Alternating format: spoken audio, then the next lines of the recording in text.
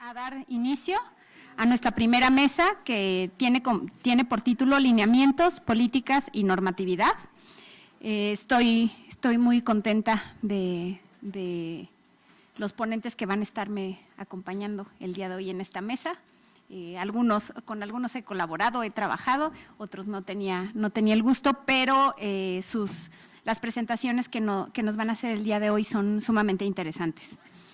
Les recuerdo a todos que es una presentación de 20 minutos, vamos a tener tres conferencias para después tener una sesión de preguntas en las que los vamos a invitar a que reflexionen y pregunten con nosotros.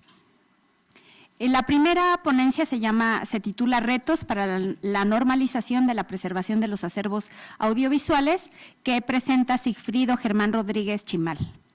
Sigfrido es jefe de la División de Videofilmotecas del Instituto Politécnico Nacional, Canal 11, donde colabora desde 1998. Desde ese año ha desarrollado los sistemas de gestión para la administración documental del acervo del canal y su transición de analógico a digital. Del 95 al 98 participó como asesor de la presidencia del Instituto Nacional de Solidaridad, creando una base de datos sobre temas de política social. Del 84 al 95 colaboró en la unidad de la crónica presidencial en la organización y catalogación del Centro de Documentación de la Gestión Gubernamental y su biblioteca, así como en la elaboración del Diccionario Biográfico del Gobierno Mexicano. Ha participado en el Comité Técnico de Normalización Nacional de Documentación desde el año 2000, en donde se han elaborado las normas, documentos videográficos, lineamientos para su catalogación, documentos fonográficos, lineamientos para su catalogación y lineamientos para su conservación de documentos videográficos y fonográficos. Asimismo, ha participado como ponente en el Seminario Internacional de Archivos Sonoro y Audiovisuales, convocado por la Fonoteca Nacional desde el año 2005, y ha impartido cursos de uso de la norma documentos videográficos, lineamientos para su catalogación, a miembros del COTENDOC, de la Red de Televisoras Universitarias y de la Red de Televisoras Educativas y Culturales, así como para la elaboración de bases de datos para centros documentales. Le agradecemos muchísimo a Sigfrido Rodríguez estar el día de hoy con nosotros.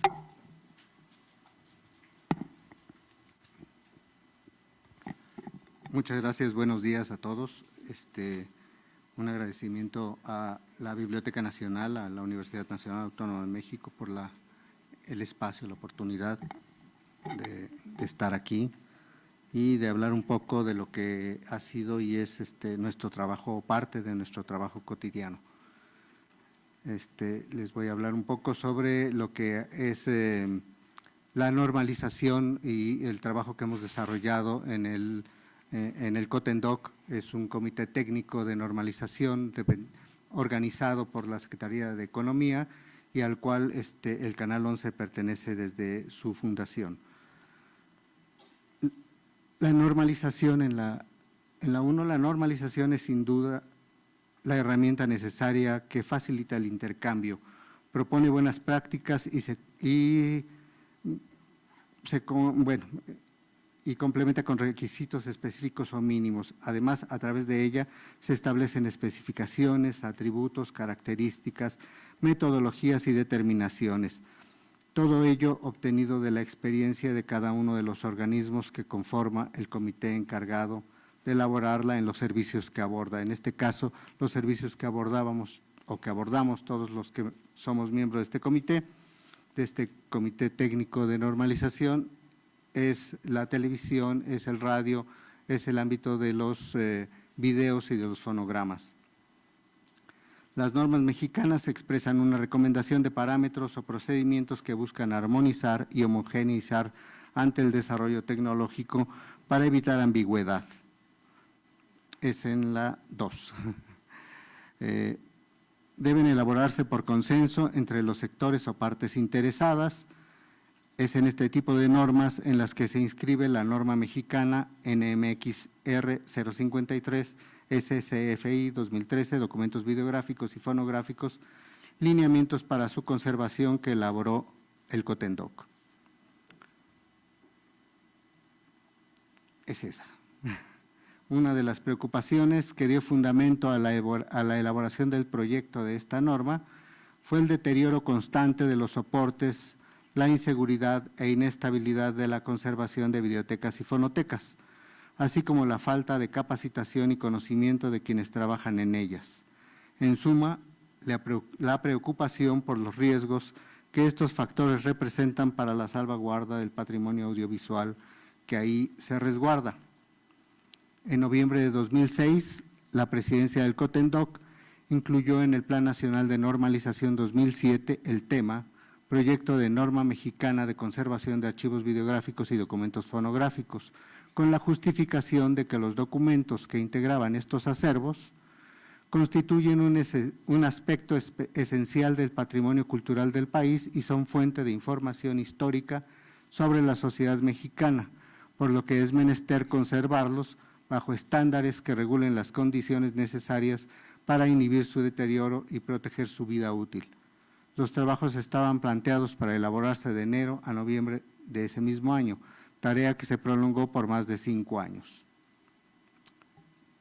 Aquí vale la pena que me detenga y les diga que estos comités de normalización, lo que van elaborando son, las normas mexicanas son normas opcionales en su acceso, o sea, las instituciones no están obligadas, ninguna institución, a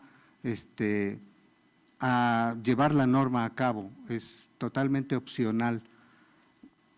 Estos comités están adscritos a la Secretaría de Economía porque es el único órgano normalizador en el país oficial.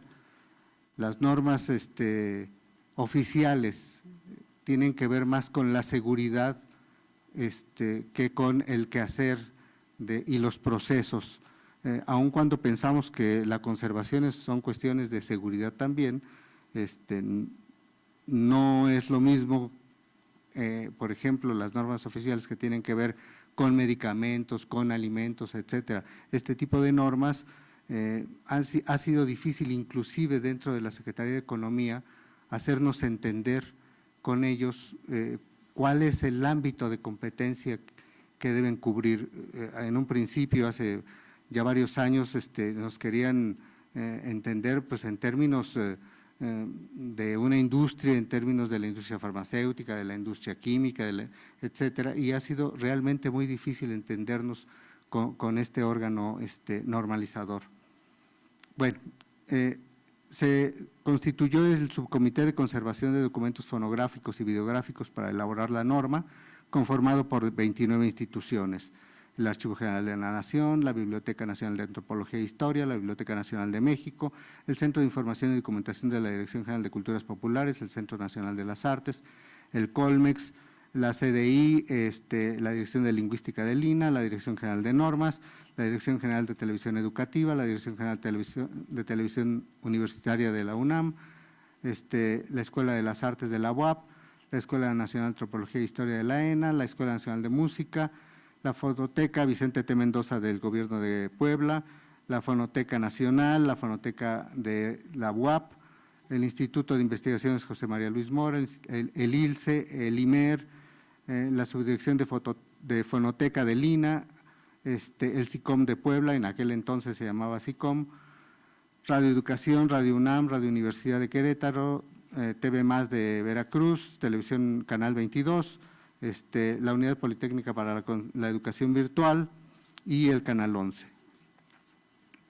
Representadas por profesionistas de diversas disciplinas de las ciencias sociales, entre antropólogos, comunicólogos, bibliotecólogos, sociólogos, conservadores, músicos, que integrados en grupos de trabajo se dieron a la tarea de investigar sobre algunos aspectos legales, técnicos y trabajar en el diseño de una herramienta de diagnóstico. Fueron los aspectos técnicos y el diagnóstico los que centraron nuestra atención. En los aspectos legales se propuso buscar y revisar documentos legales nacionales e internacionales sobre conservación y preservación de documentos, específicamente sobre documentos audiovisuales, o sea, sobre el ámbito que nos tocaba realmente trabajar. Y realmente poco es lo que encontramos también en ese sentido. Se analizaron algunos documentos de las legislaciones de los estados de Nayarit, Oaxaca, Nuevo León y Coahuila que tienen relación con la conservación y preservación patrimonial, pero vuelvo a lo mismo, no así de los documentos audiovisuales. En los aspectos técnicos se definieron elementos de conservación como medio ambiente, iluminación, almacenamiento, mobiliario, limpieza, manipulación, etcétera, y todos aquellos que realmente nos preocupábamos a quienes trabajamos en ese ámbito, ¿no? Se analizaron los tipos de grabación y reproducción tomando en cuenta sus características analógicas o digitales. Se elaboró una lista de tipos de soportes y formatos basada en ese análisis. Eso fue en cuanto a los elementos técnicos. En cuanto al diagnóstico, se elaboró un instrumento de diagnóstico para conocer la situación de los acervos con respecto a su conservación y nos centrábamos básicamente en nuestros acervos. Se definieron las áreas que contemplaría este instrumento, se desarrollaron 8 apartados de 11 propuestos, a saber datos generales, descripción física del espacio en el que se encuentra el acervo, descripción del mobiliario, infraestructura tecnológica, descripción del acervo, características de la organización documental, administración del acervo, personal que labora en el centro documental. Se identificó la necesidad de elaborar un glosario que sirviera de apoyo en el llenado del instrumento de diagnóstico. Para avanzar en los aspectos técnicos, el grupo de trabajo se centró en la definición de conceptos. Si podemos hablar de retos al elaborar un trabajo normativo o cualquier trabajo colectivo, definitivamente que la definición de conceptos es un gran reto. Definir patrimonio, conservación y preservación fue el tema al que se dedicó más tiempo de discusión y análisis. Esas consideraciones quedaron vertidas tanto en la introducción de la norma como en las definiciones, aunque no se alcanzan a ver el tamaño de las discusiones, o sea, eran sesiones de 8 horas, de 5 horas, de 4 horas, eran días enteros, y bueno, aun cuando había gente, antropólogos, conservadores, bueno, la lucha creo que eso la hacía más álgida, ¿no? Más interminable. Llegar a un consenso no fue fácil, pues cuando ya parecía acabado surgían nuevas propuestas y discusiones que alargaban el proceso. Aún ahora surgen cambios a nuevas propuestas con puntos de vista teóricos que se confrontan a los anteriores, que también eran teóricos. Una discusión que parece interminable, pero que siempre abona y fortalece pues la norma, pero no solamente la norma, también fortalece nuestro trabajo cotidiano, ¿no? Y que ha generado ciertos consensos tanto a nivel nacional como internacional. Al mismo tiempo se identificaban los múltiples soportes, los equipos grabadores y reproductores, y así como los aspectos técnicos de cada uno de ellos, tanto para video como para audio. Una labor interminable, pues continúan surgiendo nuevos soportes ahora para el ambiente digital. Lo que nos permitió avanzar definitivamente en el proyecto fue la elaboración del instrumento de diagnóstico. Uno de los equipos de trabajo se propuso diseñar este instrumento para que nos permitiera tener una radiografía de las condiciones generales de los acervos de las instituciones que integrábamos el subcomité. La elaboración del cuestionario supuso también un seguimiento a los puntos que habría de tratar la norma. El cuestionario quedó conformado por 16 rubros: datos generales, contexto geográfico, información arquitectónica, área de aclimatación, condiciones ambientales del área de resguardo, iluminación, factores biológicos y contaminantes, control de desastres, seguridad, mobiliario y guardas, conservación directa, descripción de la biblioteca o fonoteca, características de la organización documental, administración de la biblioteca o fonoteca, personal, aspectos normativos y legales. El diagnóstico tuvo 2 aplicaciones. En 2009, 9 instituciones miembros del comité lo contestaron, y aunque los resultados no fueron suficientes, ya perfilaban la situación. Se tuvo que realizar una segunda aplicación integrando acervos de todo el país. Esto fue gracias también mucho al apoyo de la CDI, a muchas radios que maneja la CDI y a televisoras públicas de los gobiernos de los estados, ¿no? La convocatoria logró juntar los resultados de 33 acervos. Aún así la gente tampoco contesta mucho porque sobre todo las televisoras sienten que algo está pasando y que por qué les preguntamos tanto, ¿no? Con ello su carácter era nacional y sus resultados nos brindaron la información necesaria. Entre los principales resultados destacan los siguientes. 61% de los encuestados de estos acervos no contaba con un área exclusiva para el resguardo de los documentos, o sea, se podían guardar en cualquier parte, en el cajón, en el área, en la oficina del jefe o en la oficina, a ver de quién. 68% no tenía una bóveda con condiciones de temperatura y humedad relativa controlada. 65% no contaba con área de aclimatación y el 68% no llevaba registro de temperatura y humedad. El 58% no tenía control alguno del clima y el 90% tampoco tenía filtros ultravioleta. Algunos ni siquiera los conocían. 58% no tuvo implementados procedimientos de control de plagas. 100% no monitoreaba la acidez de los soportes. El 65% no contó con sistemas de detección de humo. El 55% no tuvo personal de seguridad. El 65% no tenía estantería especializada. El 82% no contaba con ningún programa de conservación preventiva. Y el 39% no conocía a alguna persona especializada para ejercer la conservación de manera profesional. Déjenme platicarles que el caso más patético de alguna televisora pública a la que tuve oportunidad de estar asistiendo para apoyarlos en su organización, el acervo estaba en lo que originalmente había sido un gallinero. El piso era de tierra y el techo era una lámina de asbesto. El estado en el que se encuentra es, bueno, aparte de deplorable, el estado de la República, es un lugar muy húmedo, muy caluroso, y que, bueno, generaba una humedad y un calor tremendo, y las cintas eran Umatic, eran de 3/4, era una cinta es muy frágil, es tremendamente frágil, y tenían la esperanza de recuperarlo todo, pero yo creo que era una esperanza bastante perdida. Y bueno, desde luego, las respuestas en su cuestionario entran en todos estos porcentajes, ¿sí? Los resultados definieron la urgencia de trabajar en el proyecto de norma que coadyuvara a la conservación de acervos videográficos y fonográficos desde un punto de vista incluyente por su calidad de nacional. El objetivo y campo de aplicación definiría ese carácter.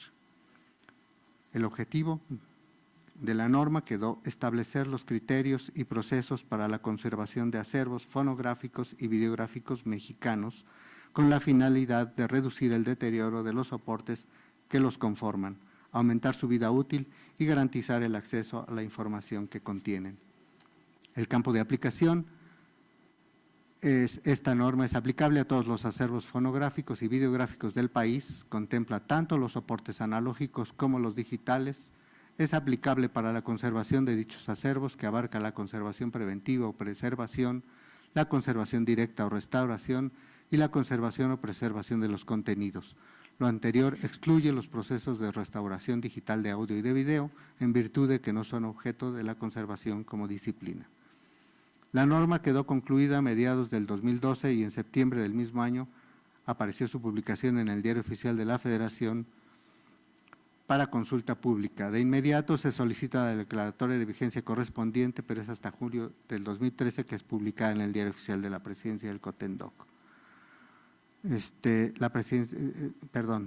publicada en el Diario Oficial. La Presidencia del COTENDOC organiza su presentación hasta el 28 de mayo del 2014. Esto lo pongo porque da una visión también de cuáles son los tiempos del órgano de la Secretaría de Economía, que siempre se van alargando y uno piensa ya terminé la norma y bueno, hasta un año o 2 años después se va publicando realmente.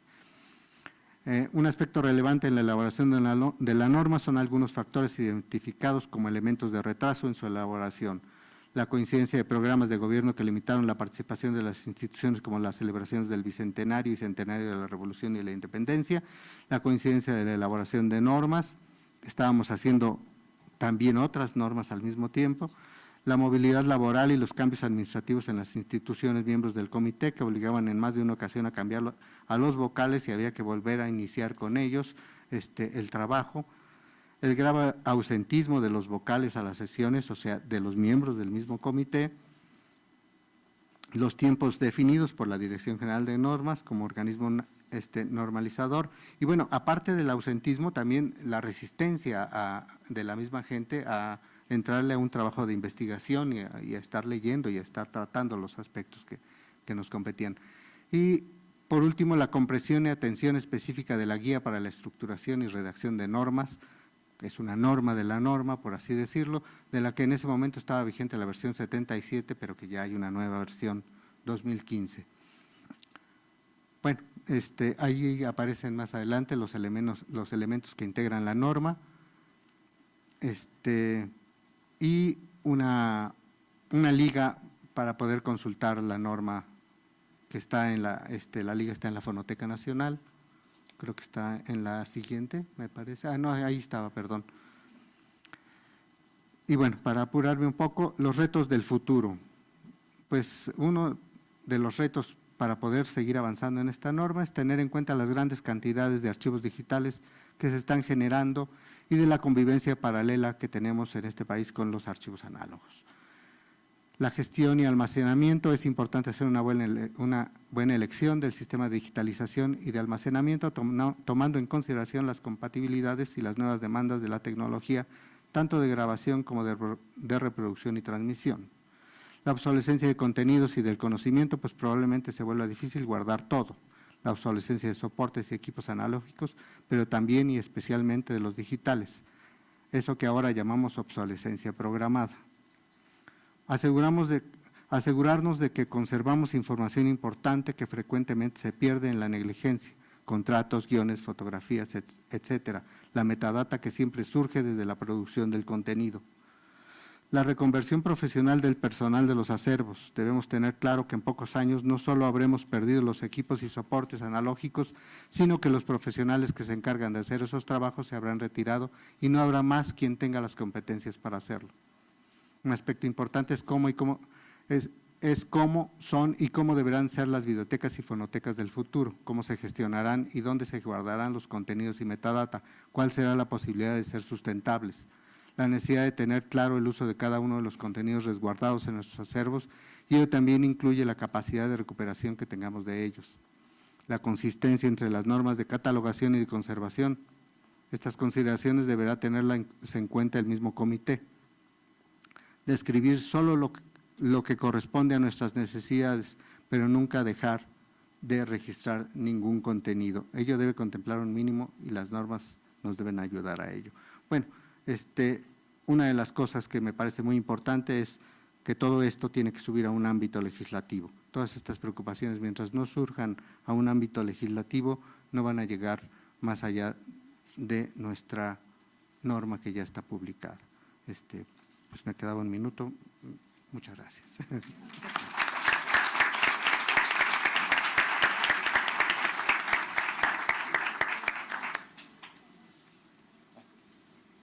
Muchas gracias, Sigfrido, por tus reflexiones y planteamientos respecto no solamente a los retos que tuvieron, sino a lo que viene después de la publicación de la norma.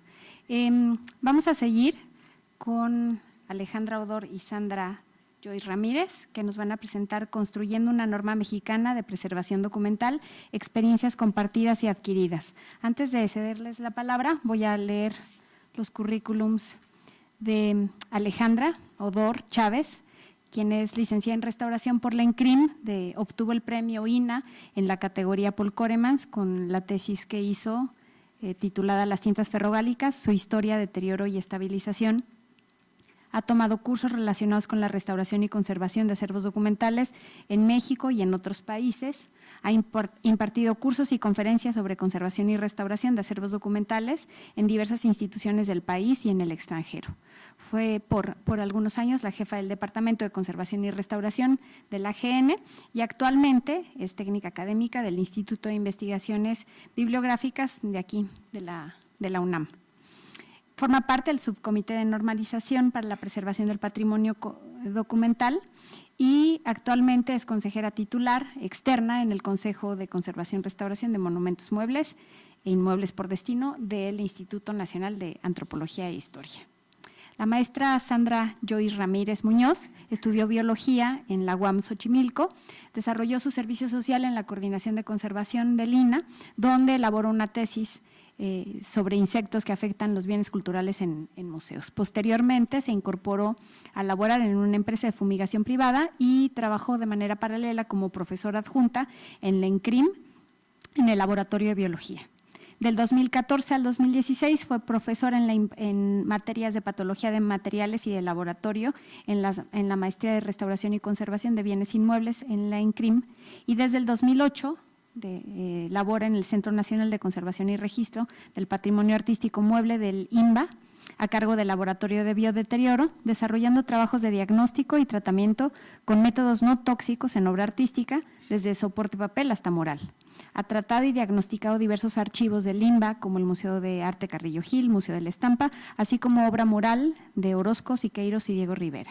Ha impartido diversos cursos y conferencias sobre agentes biológicos en bienes culturales y participado en cursos de arte contemporáneo, archivos y ciencias experimentales. Desde el 2011 es miembro del Seminario Permanente de Preservación Documental y posteriormente el Subcomité de Preservación Documental del COTENDOC. Muchas gracias, Ale y Sandra. Muchas gracias a Thalía, también a Germán.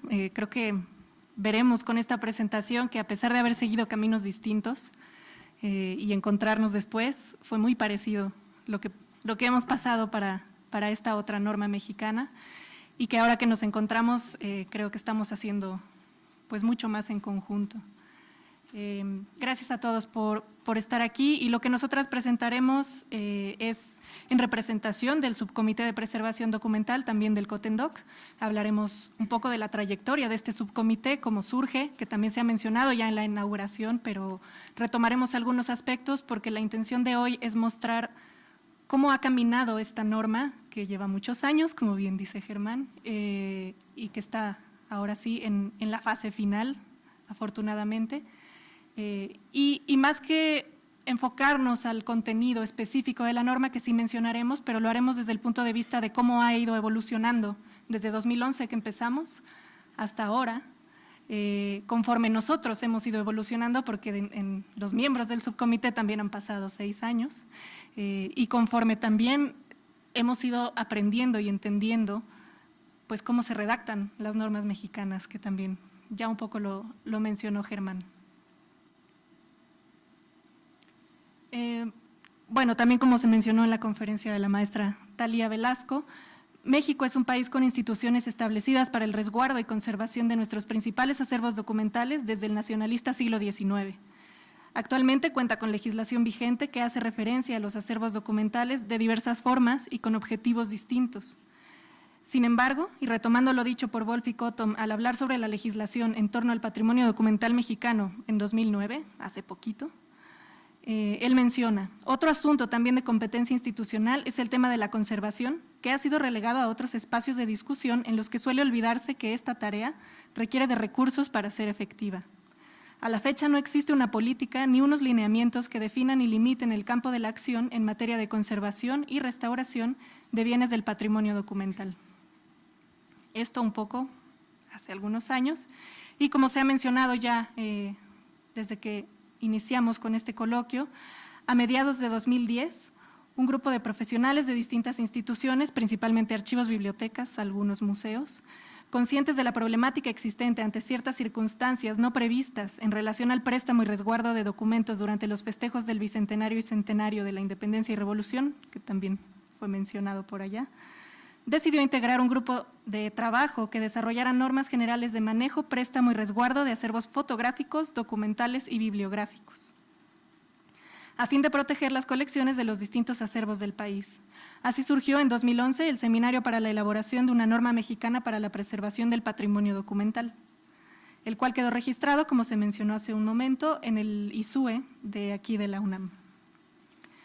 El contenido inicial propuesto por este seminario para la norma respondió, al igual que en la otra norma, a un diagnóstico realizado a diversos acervos documentales, a los nuestros, los que conformábamos el seminario, y se extendió también a otras instituciones. Basado en este documento, Benchmarks in Collection Care for Museums, Archives and Libraries, que es del Reino Unido, pues está diseñado para medir la calidad y amplitud de las actividades de preservación sin depender del tipo, tamaño o naturaleza de sus colecciones, con base en un cuestionario que refiere a estándares y lineamientos. El objetivo de la norma ha sido desde el inicio establecer los criterios comunes y procedimientos adecuados para garantizar la preservación de los distintos acervos documentales resguardados en nuestro país, y el diagnóstico inicial que se realizó, al igual que en la otra norma, sin duda dio al grupo de trabajo un panorama general de las principales fortalezas y debilidades de nuestras instituciones y organismos, del cual partió la propuesta de contenidos para el texto normativo. Desde 2011, entonces, se conformaron grupos de trabajo dentro del seminario que por sus diversos perfiles o especialidades fueron trabajando en los contenidos de los capítulos establecidos. Y aquí retomando un poco lo que mencionaba Germán de su diagnóstico, nosotros pensábamos que en el diagnóstico íbamos a tener como muy bajas calificaciones, esto es un poco como calificar al acervo, el usar este documento, y pensamos que íbamos a salir reprobados en almacenamiento, en las guardas, en condiciones ambientales, no salimos al 100%, pero en lo que realmente salimos más reprobados, y que por ahí vi también en el otro diagnóstico, era la elaboración de lineamientos, políticas, planes, programas, todo lo que implica la gestión de la conservación y no tanto la aplicación. La aplicación, bien o mal, se ha ido haciendo a lo largo de los años, pero ahí empezamos a notar que el problema venía desde más atrás y que era un poco más desde esta organización y gestión de la conservación. Inicialmente estos fueron los capítulos que parte mucho del documento de Benchmarks in Collection Care, era prácticamente los mismos capítulos y ya le íbamos dando el sentido en los que habíamos notado que requeríamos apuntalar ciertas cosas. Eran, bueno, políticas, conservación, inmueble, almacenamiento, monitoreo y control ambiental, mantenimiento, manejo y uso de las colecciones, reproducción y plan de emergencia. Así empezamos, veremos cómo ha ido cambiando. Cada grupo de trabajo avanzó en la redacción de su capítulo, presentando avances al resto del seminario periódicamente, a fin de recibir retroalimentación e ir homologando de cierta forma algunos aspectos del contenido. Debido a la extensión del contenido, ya que se trata de una labor adicional a la que todos los integrantes del seminario realizamos día con día en nuestras instituciones, la conformación total del cuerpo de la norma se llevó cerca de 3 años de trabajo continuo. Para 2015 se contaba ya con un primer borrador de la norma, entonces llamada Patrimonio Documental, Lineamientos para su Preservación. En junio de 2015, con este borrador, el seminario se acerca al COTENDOC para formar un subcomité que le diera seguimiento a esta propuesta de norma. Se inician los trámites para conformar el subcomité de preservación del patrimonio documental dentro del COTENDOC, donde ya había subcomités con larga trayectoria, como el que representa aquí Germán el día de hoy. Y este subcomité nuevo fue instalado en agosto del mismo año, de 2015, con el objetivo de dar seguimiento al proceso necesario para que este documento empezara a transformarse en norma mexicana. Mientras que el seminario que gestó a la norma cambió su nombre a Seminario Permanente de Preservación Documental, conservando el compromiso de contribuir a la preservación de los acervos documentales mexicanos en un ámbito más académico, y que, bueno, como vemos, ha sido el encargado de la organización de este coloquio y de emisiones anteriores y de diversas actividades encaminadas a la capacitación, a la actualización en materia de conservación de acervos. A partir de la incorporación al COTENDOC, los integrantes del recién instaurado Subcomité de Preservación del Patrimonio Documental presentamos e hicimos entrega al comité del documento trabajado hasta el momento, en el entendido de que aún deberían hacerse cambios para su transformación en un documento normativo a nivel nacional. Pues como bien mencionó Germán, si bien las normas mexicanas no son obligatorias, sí deben cumplir determinados requisitos de forma y redacción al ser avaladas por la Dirección General de Normas de la Secretaría de Economía de nuestro país.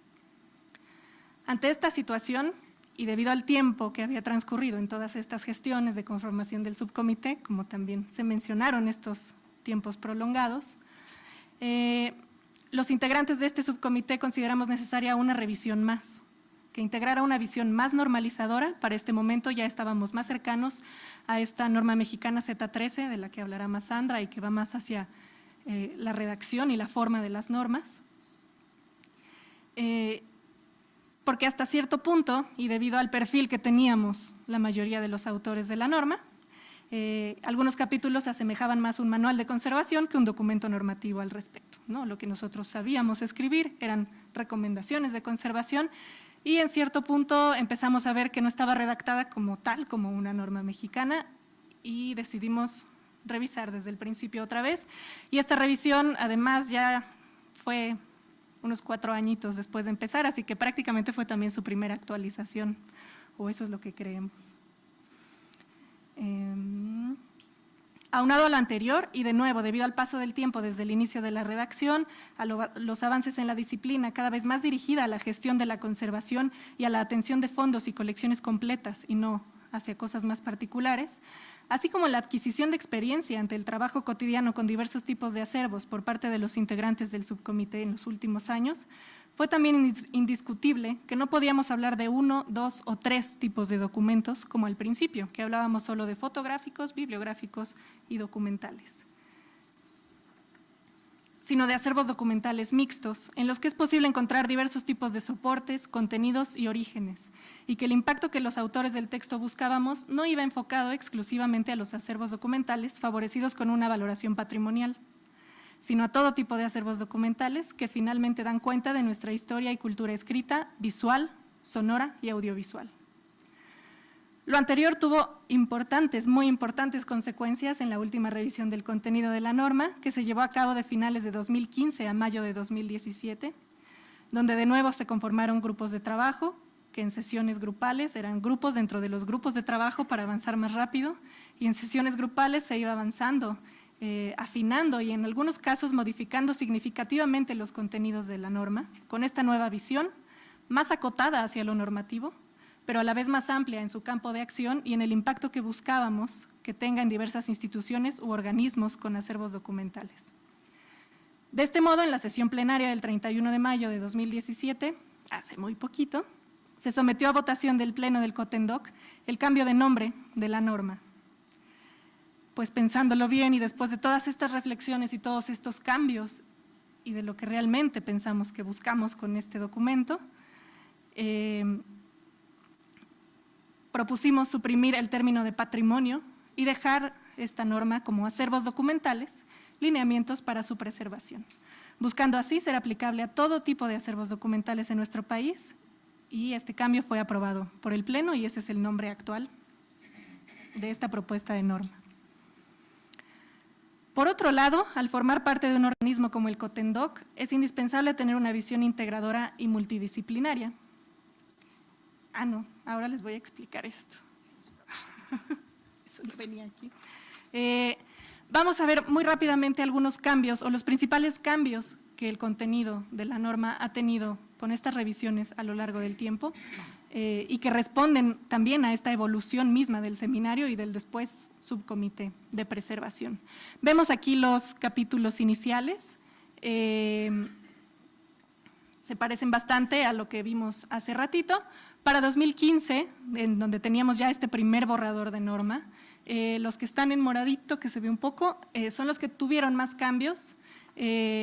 Veremos más de cerca sobre todo el de políticas y el de conservación, que después se convirtió en gestión para la conservación de las colecciones, porque fue donde nos empezamos a dar cuenta de esta importancia de la gestión y que sin esta gestión de la conservación, el decir métalo en una guarda de papel libre de ácido muchas veces no era suficiente, ¿no? Que tiene que partir más allá y que al menos en México, quienes estamos a cargo de la conservación, estamos a cargo desde la gestión de los recursos, del personal, del material y no solo de llevar a cabo las acciones de conservación. Hubo cambios también en reproducción, cambio de reprografía y tuvo menos cambios. Plan de emergencia, vamos a ver, es el ejemplo más claro que tenemos de cómo fuimos acotando el contenido hasta un documento normativo y no a un curso de capacitación, casi que. Y en 2017, esto es lo que tenemos, son los capítulos finales que tenemos, políticas, que después fueron políticas de conservación, ahora son políticas de preservación. Esta constante discusión sobre los términos y qué es la preservación y qué es la conservación nos llevó muchos años, al igual que a ellos. Ahora lo estamos haciendo juntos, lo cual es más divertido. Pero realmente fue cuando comprendimos a la preservación como esta gestión de la conservación que las cosas se fueron aclarando. es una norma de preservación. El capítulo de gestión para la conservación realmente debía llamarse preservación, porque eso es lo que es la preservación. Y así fue como también, desde lo general, se fue acotando el contenido de la norma. Hubo cambios importantes en monitoreo y control ambiental que veremos de forma rápida. Y en algunos otros, como en mantenimiento, pues al final terminó en limpieza y control de plagas. Porque era lo que más queríamos dedicarlo y, en fin. Los principales cambios fueron en políticas, preservación y monitoreo y control ambiental, como veremos aquí. Inicialmente, del lado izquierdo vemos el 2015, eran cosas que sí partían de la experiencia que ya teníamos, pero aún se quedaban un poco en las cuestiones más teóricas o creo yo, menos aplicadas a la realidad que vemos día a día en los acervos. Poco a poco lo fuimos aclarando, por ejemplo, en el de gestión para la conservación de las colecciones y que ahora es preservación. Teníamos claro que queríamos hablar de principios y criterios de la conservación y restauración, de ciertas responsabilidades y de programas de trabajo, pero estaban como muy aislados entre sí y en esta última revisión entendimos que tiene que ser como un plan global, ¿no? Entonces ya hablamos de planes de preservación, responsabilidades específicas dentro de la preservación y una figura importantísima que es el encargado de la conservación como ese vínculo entre las distintas áreas para llegar hacia la conservación de los acervos. Monitoreo y control ambiental era bastante más teórico, bastante más general y al saber que es uno de los temas que más preocupan y de los que más recibimos preguntas también, o solicitudes de asesorías, pues se delimitó muchísimo más desde la relación de los factores ambientales, establecimiento de dinámicas, control de los factores con distintos tipos de sistemas, hasta la evaluación y corrección de los sistemas que antes no existía. El ejemplo… Si no, no voy a hablar. No, sí, ya. Bueno, el ejemplo claro y en ese basta la cuestión.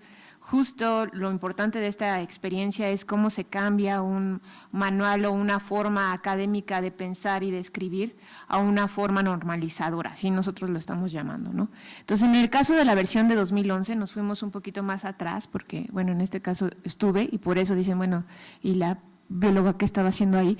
El plan de emergencia estaba ahí y si se fijan, tiene, por ejemplo, agentes biológicos y tiene descrito todo como si fuera un manual de biología, ¿no? Sí.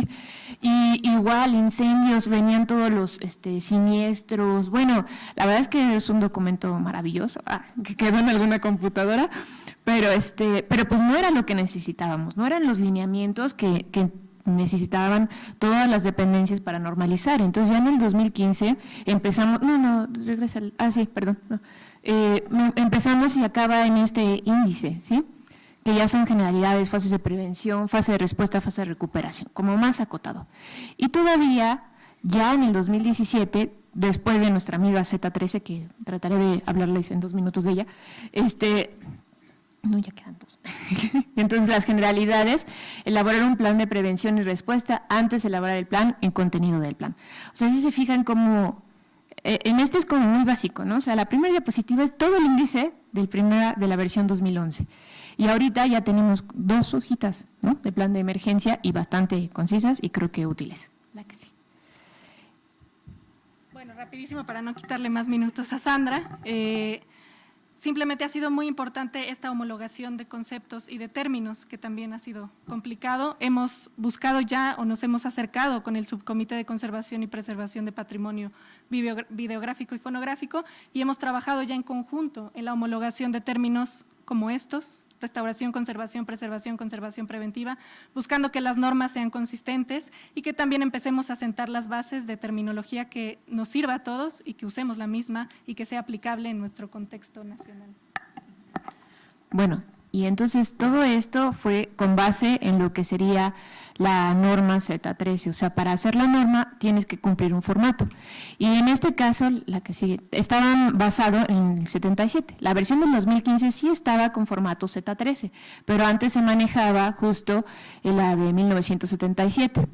Aquí es un cuadro comparativo de la Z13. ¿Por qué les platico? Porque nosotros justo entramos al subcomité del COTENDOC cuando se estaba realizando el cambio de la versión Z13. Y aquí en medio hay uno muy importante que es el proyecto de la norma Z13. Entonces, antes de que se genere la norma, hay un proyecto que va a revisión pública. Entonces, como comentaba el compañero del Cotendoc, pues los tiempos de la Secretaría son un poco largos, ¿no? Y hay consulta tras consulta.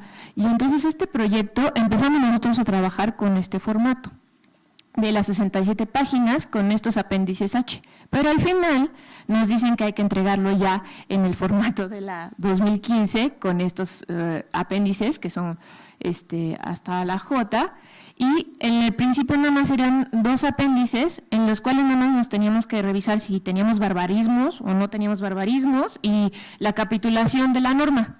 Y en esta nueva Z13 tienes que ver si las normas internacionales, los ISOs, están de acordes, hacer un cuadro comparativo, tienes unos formularios de redacción, cómo se debe de redactar, cómo se debe de citar, cuando en el primer Z13 prácticamente no había citas, y entonces ahora hay que hacer el ISO para todas las referencias bibliográficas, y bueno, en cuestiones, nada más les pongo una imagen, concordancia de normas internacionales, era en el 77, redactada en incisos o en capítulos, y ya, o sea, te decías, esta sí concuerda, esta no concuerda, y ya.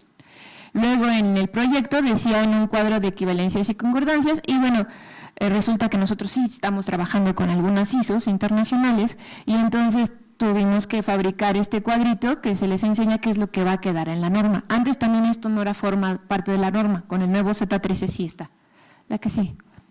Y entonces igualmente, nada más les pongo de ejemplo, los índices de contenido de la Z13 para no aburrirnos, y si a alguien le interesan las normas, la verdad son muy entretenidas. 77 es un índice de una página, el 13 son 3 páginas en el 2015, ¿sí? Tan solo de contenidos para la Z13, o sea, hay que leer esto para poder hacer la norma. Y bueno, ya al finalizar, entonces les estamos mostrando ahorita, con una gran satisfacción en la boca, el índice del proyecto de acervos documentales, cómo está quedando ahorita de acuerdo al formato Z13 actual. Sí, todavía falta pulir cosas, pero bueno, al menos ya salió el indizado. Y también algo que quería comentar de lo que decía Ale, es que justo el título también brincó a partir de esta forma normalizadora de la Z13, ¿sí? Porque una de las cosas que manejan las normas es qué tanto puedes a partir de ese tema ir vinculando, ir sacando más normas. Entonces el patrimonio documental nos limitaba bastante a toda nuestra legislación que está con lagunas que ya estamos viendo. Entonces el acervo documental nos permitía también en un futuro muy distante, quizá en unos 10 años, ya tener más normas, ¿no? De acuerdo a los tiempos, y entonces pues creo que eso es algo muy importante. Y como tal, en estas cuestiones, pues muchas cosas se quedaron en el camino porque la gente, y hay una cuestión de recurso, es que se van, ¿no? Son muy volátiles, o sea, van en una institución, en otras. Entonces aquí les tenemos el cuadro comparativo de los que acabaron, no son de los que iniciaron en el seminario, sino los de la norma en el 2015, ahí acabamos, están del lado izquierdo, y los que ahorita aparecen de acuerdo en el subcomité del Cotendoc en el 2017, y no implica que todos estén activos. Ni 2 párrafos de conclusión. Un minuto. Solo son las conclusiones para cerrar un poco. Bueno, así creemos que la elaboración de normas nacionales en materia de conservación es sin duda una experiencia relativamente nueva y poco abordada por otro tipo de patrimonio, la cual ha significado retos importantes al buscar estandarizar una disciplina con tantas variables y puntos a considerar para la toma de decisiones.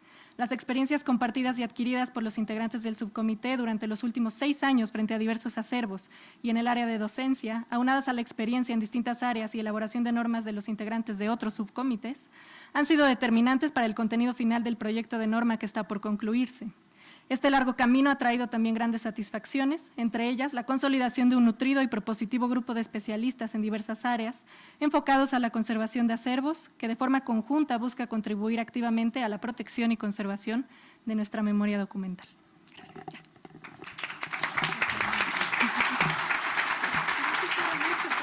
Muchas gracias, Ale y Sandra.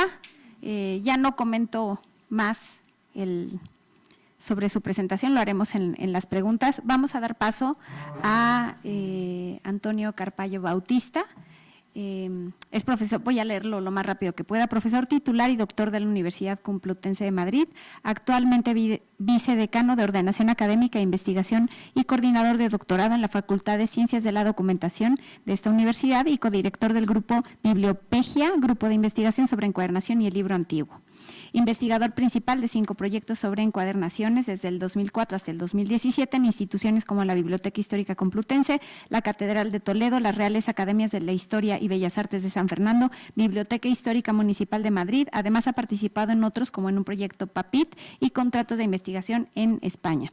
También ha firmado convenios de colaboración para el estudio de encuadernaciones con varias entidades como las Reales Academias de Farmacia y Medicina, Casa Velázquez, Fundación Casa de Alba, Institut de Teatre de Barcelona, Instituto de Investigaciones Bibliográficas de aquí de la UNAM, la Biblioteca La Fragua de la Benemérita Universidad Autónoma de Puebla, la Biblioteca Nacional de Colombia y el Archivo General de la Nación, también de Colombia. Autor de 15 monografías sobre encuadernación y 2 más actualmente en prensa. Tiene publicados más de 80 artículos, capítulos, libros, comunicaciones de congresos, reseñas, etcétera. Es el coordinador del catálogo colectivo de encuadernaciones artísticas del grupo Bibliopegia y es un honor que esté compartiendo con nosotros hoy Antonio Carpallo. Adelante. Te dejo tus tarjetas. Bien, pues muchas gracias a la organización del coloquio. La verdad es que estoy en casa. Yo siempre me considero estar aquí en la Biblioteca Nacional como estar en casa rodeado de tan buenos amigos de México y de Colombia también. Bueno, lo que traemos es un trabajo, un estudio que hemos hecho para poner al día el estado de conservación que ha habido en las diferentes publicaciones que ha tenido la Real Academia de Bellas Artes de San Fernando y lo que tenemos actualmente, ¿no? Cómo se ha ido mejorando todo ello. Para lo cual, quizás el menos indicado de los 3 autores de la comunicación, aunque es un proyecto de investigación, que ahora lo comentaré, soy yo, porque yo no soy tal especialista en conservación, y quizás son algo más las otras 2 personas, Marisa Moro, que es profesora y la bibliotecaria de Fondo Antiguo de la Real Academia de Bellas Artes de San Fernando, y la doctora Joana Jessica Flores Hernández, que también en su tesis doctoral, como luego veremos, y es gran parte autora de esta comunicación, hablaba sobre el tema de la conservación, el estado de conservación de ese tipo de elementos que nosotros tratamos, ¿no? Y estudiamos, que son las encuadernaciones. Como decíamos, todo esto forma parte de un proyecto de investigación que está en vigor, un proyecto muy pequeñito que nos ha dado la Universidad Complutense, un proyecto además muy acotado por el personal que podía pertenecer a ese proyecto, en el que, bueno, como decimos, estamos los 3 autores y participan otras personas, algunas de ellas bastante conocidas, como Arsenio Sánchez Hernán Pérez, un gran profesional dentro del mundo de la conservación y restauración, Premio Nacional de Restauración en España, y otras personas dedicadas también al análisis documental. Por eso también tiene que ver esta comunicación, y también a otros aspectos sobre el fondo antiguo. Bien, comenzando por la Real Academia de Bellas Artes, como una pequeña introducción, se crea en el año 1752 y, bueno, dentro de sus primeros estatutos ya se indica cuál va a ser el objetivo de esos estatutos. Esos estatutos han ido cambiando con lo largo del tiempo hasta llegar a la última actualización en el año 2016, en el que se indica cuál es el objeto real de la Real Academia en este momento, ¿no? Y entre ellas se indica en el artículo 1 como objeto estudio, difusión y protección de las artes y del patrimonio cultural. En este artículo se habla de eso, del estudio, difusión y protección. Del estudio, bueno, pues ahí se habla sobre todo de cómo se hacía ese estudio de ese patrimonio al principio, sobre todo, ¿no? ¿Cómo se hacía? Por medio de cursos y de diversos talleres. Actualmente todo se hace por medio de proyectos de investigación. Antiguamente en la Real Academia de Bellas Artes sí se impartían clases, se impartían cursos. Actualmente no, todo es a base de investigación, de investigadores. Ya hace tiempo que la parte de docencia se pasó a la Universidad Complutense, a la Universidad de Madrid, antiguamente la Universidad Complutense, a la Facultad de Bellas Artes, donde se imparten todos esos estudios, y solamente la Real Academia se ocupa ya de proyectos de investigación. También hablaba de la difusión, cómo se hacía la difusión antiguamente y cómo se hace actualmente. Bueno, si alguno ha estado en Madrid y ha podido visitar la Real Academia de Bellas Artes, sobre todo lo que tienen son exposiciones permanentes y muchas exposiciones temporales. De todos los ámbitos artísticos, ¿no? De escultura, pintura, bueno, y también tienen una biblioteca y un archivo muy importante. Todo ello da pie porque las exposiciones, sobre todo las temporales, son así, temporales, acaban y si no hay una publicación o un catálogo, se pierde. Entonces, lo que hacen también es hacer numerosas publicaciones. Luego hablaremos de una de ellas que tiene mucho que ver con unas pautas de conservación de una obra que publicaron hace tiempo. Ahora mismo están trabajando en el tema del 3D, de todos los soportes que tienen en 3D, tanto esculturas, incluso las encuadernaciones, también se están haciendo en 3D. Y también hablaban en ese primer artículo de la protección, de las medidas de protección, de las restauraciones que se habían desarrollado en las diferentes obras y qué tipo de intervenciones se hacen en ellas. Bien, en el artículo segundo también se comenta en sus funciones, en el apartado D, indica recogiendo, conservando, publicando y exhibiendo todos los tipos de soportes que existen en esa Real Academia, ¿no? Cuadros, esculturas, dibujos, estampas, bueno, todo lo que podemos ver ahí, incluidos manuscritos e instrumentos musicales. Con lo cual, lo que pretendemos con esta comunicación, como indicamos ahí, es poner al día, ¿no? La puesta al día desde las primeras publicaciones que tenía la Real Academia, viendo cómo han ido evolucionando todo lo que tiene que ver con el estado de conservación, las medidas de conservación y también sobre cómo estaban resguardadas esas publicaciones en las encuadernaciones. Si hay noticia o no hay noticia desde el principio y hasta ahora, cómo ha ido evolucionando toda esa información. Bien, empezaremos por un estado de la cuestión, que es lo primero que teníamos, ¿no? Iríamos haciendo una cronología. Bueno, el primer catálogo que tenemos es del año 1900, en el que es el catálogo de la biblioteca, en el que pues, hay muy poquita información sobre cómo estaba el estado de conservación de la obra. Solamente se indica algo mínimo sobre cuál era el tipo de encuadernación que tienen esas publicaciones que tenemos en la biblioteca. Ahí tenemos algunos ejemplos: pergamino incompleto, tafilete, bueno, piel de cabra lisa, encartonado, un tipo de construcción, ¿no?, que podíamos tener con dos tapaduras, holandesas, las encuadernaciones holandesas, ya sabemos, de piel en el lomo y papel en las cubiertas o en las tapas, o pasta holandesa, pasta italiana. Bueno, solamente se hablaba en esos primeros catálogos sobre el tipo de encuadernación y nada del estado de conservación. Podemos ver uno también de la biblioteca del año 1990 que habla sobre fondos del siglo XV y siglos XVI, donde ya se indica algo más sobre la encuadernación, las ilustraciones, los exlibris y también un poquito sobre el estado de conservación. Algo muy abreviado, pero bueno, ya vamos viendo que en estos catálogos se van incluyendo algunas informaciones más. Aquí vemos un ejemplo: encuadernación desprendida, carece de portada, portada mutilada y restaurada, portada mutilada, encuadernación en mal estado. Bueno, ahí vemos algunos de esos informaciones que se van añadiendo en esos catálogos de la biblioteca de esas obras del 15 y del 16. Bien, pasamos a otro de los catálogos publicados por la Academia, en el del año 87, de la Calcografía Nacional. La Real Academia de Bellas Artes de San Fernando se divide en varios apartados, uno de ellos es la Calcografía Nacional, que también tiene su propia biblioteca. Y en este catálogo se tratan los dibujos y los grabados. Y bueno, ahí ya se incluyen aspectos relativos al estado de conservación como dobleces, manchas, recortes, entre otros, ¿no? Aquí podemos ver algunos de esos ejemplos. El papel tiene huellas de haber sido doblado o tiene diversas manchas, o el papel está amarillo por la acción de la luz. Bueno, ese tipo de añadidos, de comentarios, de notas que se añaden a esos registros, a esos dibujos, ¿no?, en esa obra. Otro catálogo que tenemos es el catálogo de la sala de dibujos ya de la Real Academia, del año 1941, en el que se incluye términos como papel gris, amarillento, recortado con forma circular. Y ahí vemos también otro ejemplo de algunos de esos comentarios, de esos añadidos, de esas notas de cada uno de esos registros. Bien, pero hay de algunos en los que no se dice nada sobre el estado de conservación.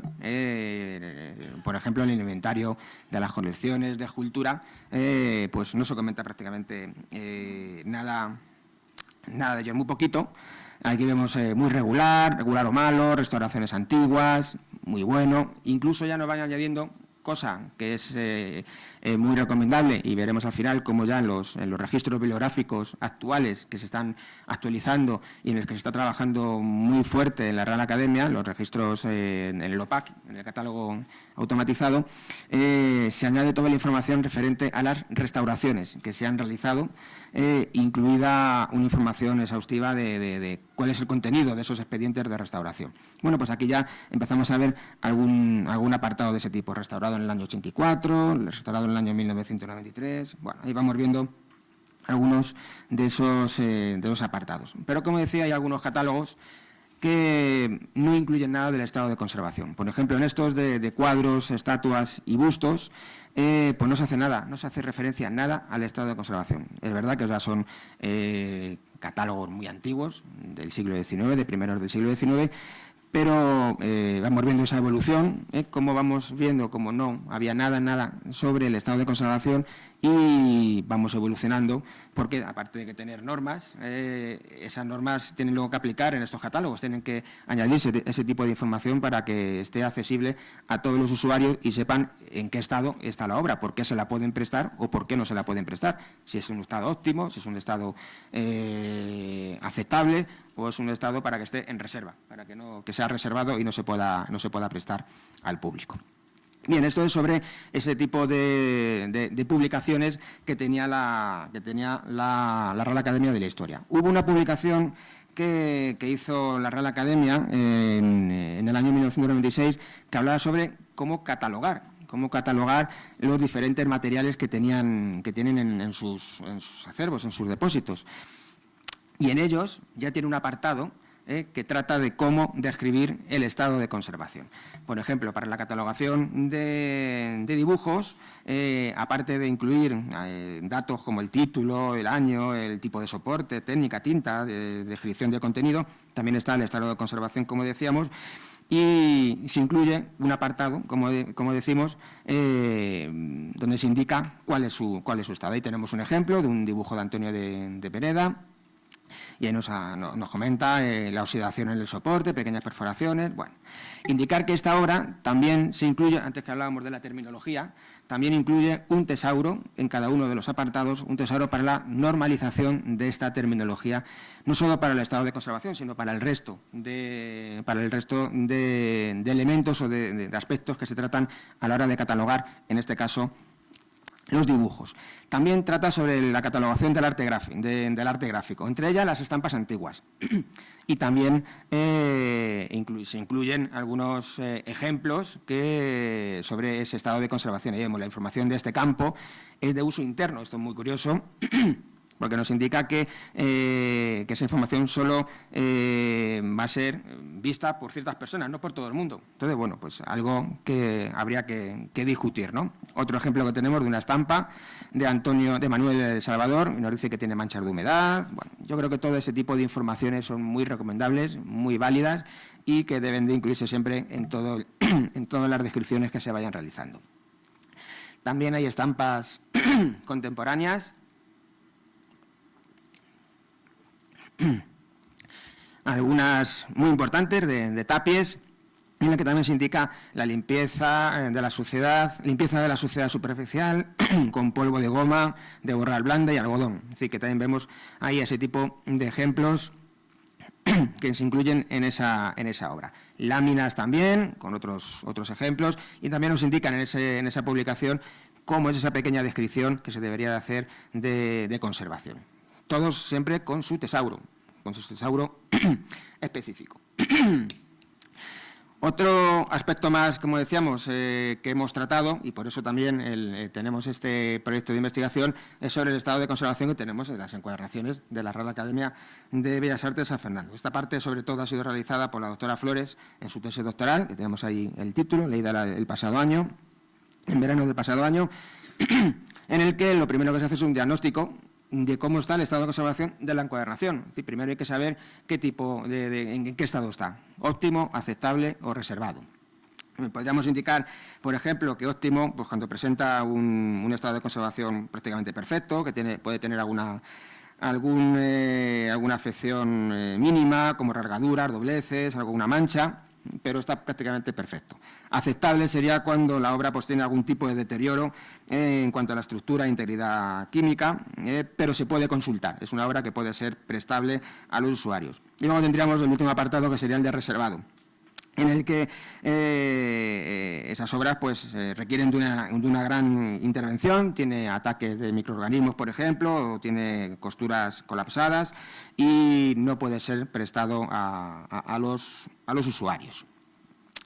Luego, además, se hace un examen del estado de conservación de las diferentes partes. Aquí vemos algunos de esos ejemplos de esas encuadernaciones, un apartado mínimo, reservado, por lomo con faltantes y rasgaduras. Bueno, todo ese tipo de información, les adelanto que luego ya cuando se vayan a publicar las actas, todo esto viene desarrollado y se puede leer más tranquilamente, ¿no? Ahí tenemos también reservado, aceptable, el recubrimiento contiene rasgaduras y las puntas y los cantos contienen abrasión. Bueno, óptimo, contiene alguna rozadura en las esquinas, tapa y lomo, pero el libro está, en la encuadernación está en perfecto estado. En sus conclusiones de la tesis sobre el estado de conservación nos indica que el estudio del estado de conservación mediante la observación es imprescindible, ya que es uno de los factores que más afectan a la correcta descripción debido a que favorece o impide la inspección de detalles estructurales.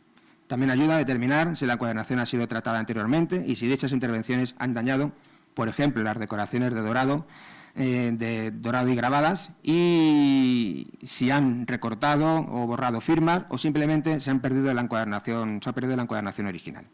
En cuanto a las encuadernaciones estudiadas en este trabajo de investigación, la mayoría presentan un óptimo estado de conservación. Incluso las de gran formato y aquellas que tuvieron algún ataque de microorganismos por exceso de humedad, confirmando que existen y que se llevan a cabo las medidas de conservación, preservación y restauración necesarias para el mantenimiento de los fondos. Es una cosa que hay que destacar del estado de conservación que tienen todas las obras, de todos los soportes en la Real Academia de Bellas Artes. La verdad es que son una institución ejemplar en ese tipo de aspectos. En cuanto a la ficha que se siguió para la descripción de las encuadernaciones, aparte de las áreas que podemos tener, como una descripción bibliográfica, hay un apartado dentro de la descripción de la encuadernación que es el estado de conservación. Y ahí se tienen en cuenta si se han realizado restauraciones anteriormente. Es muy conveniente tener las fechas, es decir, hacer el seguimiento histórico. Gracias. Hacer el seguimiento histórico de cuáles han sido las intervenciones y qué personas han realizado esa intervención, en qué lugares se han realizado esas descripciones, esas restauraciones, la persona, como decíamos, y además de añadir cuáles han sido el deterioro que tiene y por qué se ha producido ese deterioro. También es importante saberlo. Se va haciendo ese pequeño estudio descriptivo de cada una de las partes de la encuadernación. Bien, y ya el último apartado que queríamos presentar era ya la evolución, hemos visto, de no tener prácticamente nada en el siglo XIX o primero del siglo XX a tener una descripción mucho más exhaustiva y además pública y accesible a todo el mundo por medio del OPAC. En el OPAC vamos a tener varias formas de visualizar el registro bibliográfico, con una visualización ISBD, es decir, siguiendo las normas internacionales de descripción bibliográfica, las áreas de descripción, el área de título y mención de responsabilidad, de edición, bueno, las habituales que podemos encontrar en el segundo OPAC. El modo de visualización con el formato MARC, es decir, por medio de etiquetas, en el que tenemos algunas específicas. Ahí tenemos la etiqueta 500 con el código subcampo del $A, donde vamos a introducir toda la información referente al estado de conservación y de la propia encuadernación, y alguna más que siempre nos va a servir de apoyo, como el 856, donde podemos hacer enlaces a una URL o añadir un PDF, donde nos indique cómo es el estado de conservación o las imágenes, propiamente dicha, de cómo ha sido el estado de conservación antes, durante y después de las intervenciones. Y luego también tendríamos la visualización por medio de etiquetas que aparecerán en la en la pantalla. Ahí vemos algún ejemplo. Lo que tenemos en azul es toda la información referente al estado de conservación y de la propia encuadernación. Se está trabajando bastante en este aspecto por medio del proyecto de investigación que tenemos ahora en vigor y los que se pueden tener más adelante. Se está dando un gran impulso a ese trabajo de intentar pues, añadir en estos registros para que sean visibles a todo el mundo información sobre la obra, sobre la encuadernación, sobre la restauración, si se ha producido, quién la ha realizado y también si la obra está realizada, si está digitalizada. Me consta de que en ocasiones se hacen restauraciones, a veces los restauradores o las empresas de restauración no entregan los expedientes a las instituciones o cuando las entregan los expedientes son abreviados e incluso la propia institución lo deja apartado y nunca se preocupa de ello. Me consta que en la Real Academia todo eso se tiene muy en cuenta y tenemos muy bien controlados dónde están cada uno de los expedientes de las restauraciones que se hacen. Hay que decir también que las restauraciones del Fondo Documental y Bibliográfico no se hace dentro de la Real Academia, no hay taller de restauración ni de encuadernación, pero sí hay talleres de restauración del resto de soportes, de pintura, de escultura en la propia Real Academia. Aquí tenemos otro ejemplo, por una visualización por etiquetas, donde también en azul vemos ahí toda la información relacionada con el estado de conservación. En ese caso vemos una encuadernación, bueno, que sabemos quién la ha restaurado, Barbachano y Beni, la empresa en el 2011, ya separados, Barbachano ya por un lado y Beni ya va por otro, una encuadernación holandesa, como hablábamos antes, con un papel silográfico, posiblemente italiano, veneciano, como hemos visto antes en la exposición, quién sabe si de Remondini, no lo sabemos muy bien, pero bueno. Y bueno, aquí tenemos este ejemplo y cómo está descrita su restauración en el OPAC, en el registro bibliográfico. Aquí vemos otra descripción más, ya con el formato MARC, con la etiqueta 500, pues ahí con toda la información que tiene que ver con esta encuadernación. Aparte de estos soportes que hemos visto, hay otros materiales también que aparecen en el OPAC y también se indica su estado de conservación. Ahí vemos estampas, dibujos, mapas, partituras musicales. Bueno, pues ahí vemos un ejemplo de la descripción de un dibujo. Repito que todo esto luego va a estar en la comunicación cuando está impresa, porque van a ser las mismas transparencias. También para una estampa, ya que el acervo que tiene la Real Academia de Bellas Artes es enorme. Un mapa también, cuando ha sido restaurado entre el año 2014 y 2016 en el Instituto de Patrimonio y Cultura de España, en el antiguo IPH. Y otro plano también tenemos aquí como ejemplo. Una partitura de música también es otro de los soportes o de los materiales que tenemos en la Real Academia.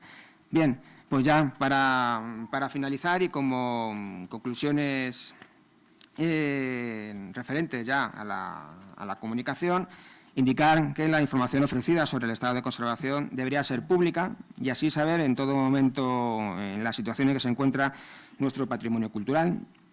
Toda esta información completa una descripción integral de la obra, es decir, que para que sea integral tenemos que incluir todo ese tipo de informaciones.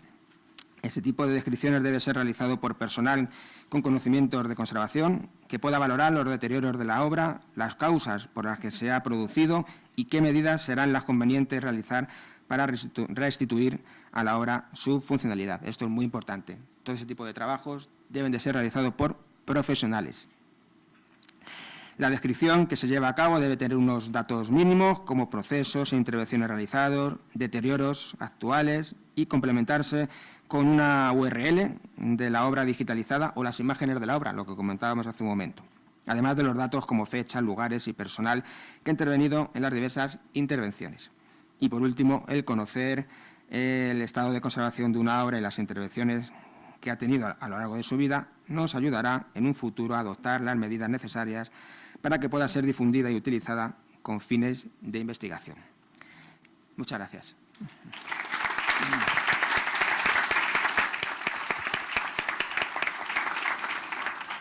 Muchas gracias, Antonio. Primero quería pedirles una disculpa a los los ponentes porque ando de chicotito con el tiempo, pero andan de chicotito con el tiempo también conmigo, de que nos apuremos. Teníamos un tiempo de 20 minutos para preguntas, pero ya me indicaron que solamente vamos a tener 10 minutos. No sé si les pasaron algunas tarjetas para que apuntaran preguntas o directamente… había en sus folders, pero creo que no les habíamos indicado. No sé si quieran ya directo ahorita pasar que les pasemos el micrófono para que hicieran alguna pregunta. Si alguien va levantando la mano por allí, en lo que le llevan el micrófono, yo quisiera decirles que agradezco mucho el haber estado en esta mesa. El tema de la normalización me parece que es un tema importantísimo de la gente que estamos trabajando en la conservación del patrimonio, sobre todo porque nos hemos dado cuenta que ahora que estamos elaborando inventarios, registro, catálogos, es vital el que nos pongamos de acuerdo sobre las definiciones, los términos, los conceptos, que tengamos lineamientos para poder hacer un registro que realmente pues funcione y sirva a futuro, ¿no? Si cada quien va a registrar, por ejemplo, el deterioro como bueno o malo y qué está entendiendo cada uno por eso, ¿no? O qué es lo que tenemos que registrar en los campos. Es este trabajo de normalización, que además es un trabajo enorme, ¿no? Y que no se ve, pues es un trabajo muy importante, y creo que nos presentaron diferentes ejemplos de este trabajo. No sé quién, la mano por allí. Ok. Es para todos los ponentes, felicidades por su intervención. También es conveniente ir actualizando en esa ficha técnica si se fue a una exposición, tiene como una historia clínica, ¿no? Eso conviene para la obra y para si quieres una obra para una exposición. Sí, ¿no? Sí, en la Real Academia, en el OPAC, ya aparece si la obra ha estado en una exposición. Y además eso es conveniente porque la obra no puede salir todos los días a una exposición. Tiene que tener un tiempo de reposo. Y sí, ya lo incluyen ahí. Es una información también muy válida que se incluya, ¿no? Te aparece la información de cuándo apareció, de qué fecha, en qué página estaba además la descripción de esa obra. Y el OPAC de la Real Academia de Bellas Artes ya lo incluye.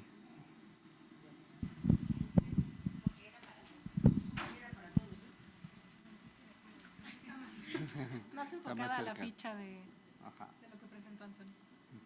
Quisiera también decirles que un proyecto que hay en la Coordinación de Conservación es un sistema de información, es el 5 Sistema de Información de Intervenciones de Conservación del Patrimonio, y estamos terminando este sistema, pero la idea es de alguna manera tener los expedientes de conservación de las intervenciones que se hace al patrimonio, que esté en un expediente, es un sistema, y de manera que si en algún momento alguien quiere revisar, hay una parte descriptiva, ¿no? De técnica de manufactura, estado de conservación, pero allí van a estar también todas las intervenciones que se hicieron, porque evidentemente las intervenciones y las salidas, también exposiciones, los movimientos que tiene el patrimonio. Sí. ¿Ustedes pueden preguntar para cómo puedo modificar o hacer uso de su metodología para poder preservar, Claro que sí, documentar claro que sí. mi acervo, ¿no? Sí. Al final nos intercambiamos ahí. Gracias.